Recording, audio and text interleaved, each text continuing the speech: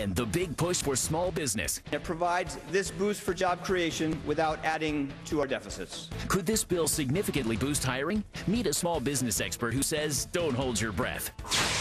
Plus, more with Liz Clayman's continuing coverage from BGC Partners Trading Floor. What you've got here are just celebrities and traders and wounded warriors. And it all starts right now. Here are Liz Clayman and David Asman.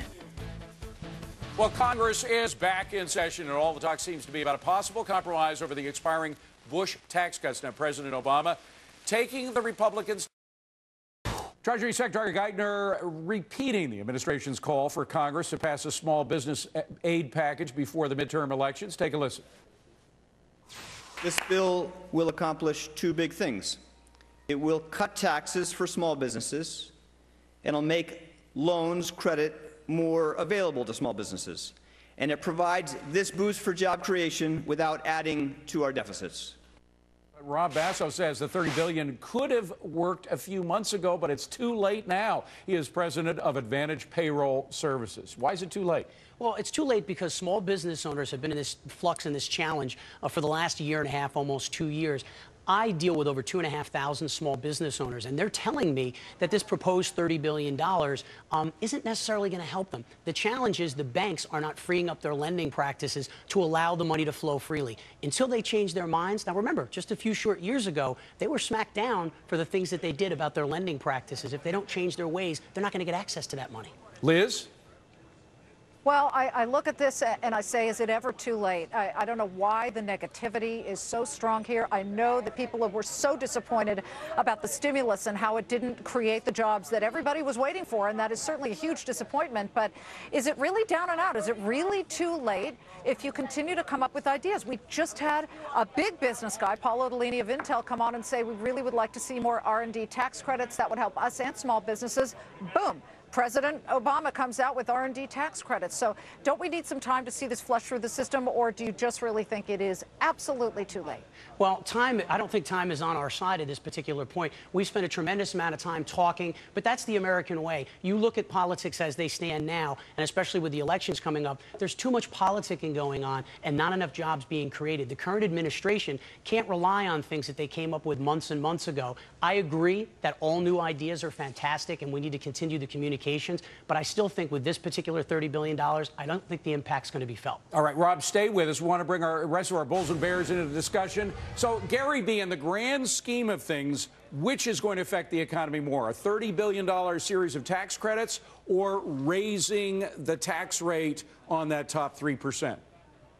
Well, I think raising the tax rate for sure, because that affects two groups of people. It affects consumers who are out there spending the most, quite frankly, and it impacts a large share of businesses that file, you know, right through their personal income as LLCs or subchapter S corporations. You know, the other, the credit for the R&D, yeah, great. It's great for the Intels, but there's a lot of small businesses that don't do any of the kind of that capital infrastructure R&D. They just need less costs, and they're not doing anything with R&D. That's not going to help them at all.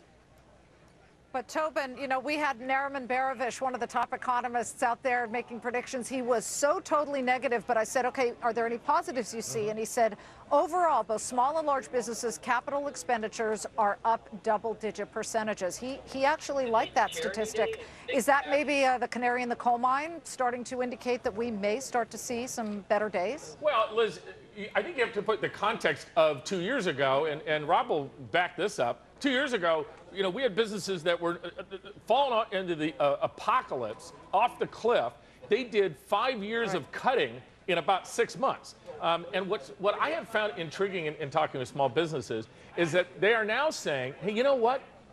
I was beholden to this growth thing, like growth was the end-all, get-all. You know what? I'm doing better. I'm actually making more money in my business with lower overhead, lower costs, et cetera. And I'm just going to enjoy that for a while, number one. And number two, by the way, my bank has cut my lines 50%, maybe 70% for no good reason. And I can't, I can't even think about going without my credit line. So we have two problems there. Well, Gary B., one thing you're hearing, you heard over the weekend is some people saying, well, the president should pressure banks to lend more money. That's the point. And actually, I'm going to throw this to Todd because I already went to Gary B. But Todd, the fact is that if you do that, what you're going to force them to do is spend more money because they've already, according to the new financial reg rules, they have to keep more money in reserves.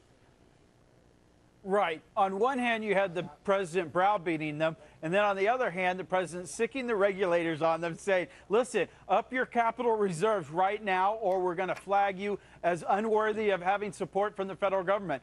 It's the weirdest thing. The president's out there advocating tax cuts because obviously tax cuts are very stimulative. But when you give them the biggest, most stimulative tax cuts, i.e. keep marginal rates lower, he says, no, that wouldn't be fair. But it's unfair to have somebody that's poor and out of work stay poor and out of work, Mr. President. Well, look at Fannie and Freddie Mac are the perfect examples of when government decides to micromanage, right? Liz, you know how Toby is. He has to jump in and stamp on your question. Go ahead. Sorry, well, Jason, you ought to be mad about that. Let's get Jason Shaker in on this discussion. I mean, where do you stand here about this small business issue and whether it is $30 billion too late?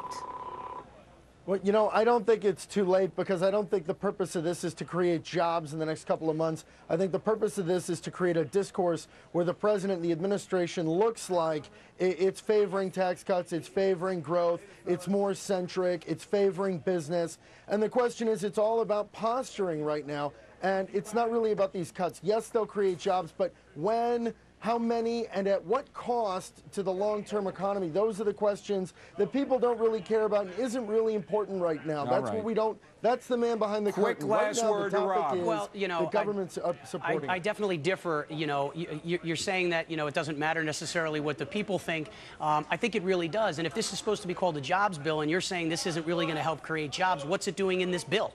It just doesn't make any sense to me. And to the small business people that I talk to, they think it's too late. Thanks to Rob Basso. We'll hear more from our panel coming up. But Liz, to you, and what else you have for us at BGC? Okay, I'm going to tell the panel, stand by, poker face.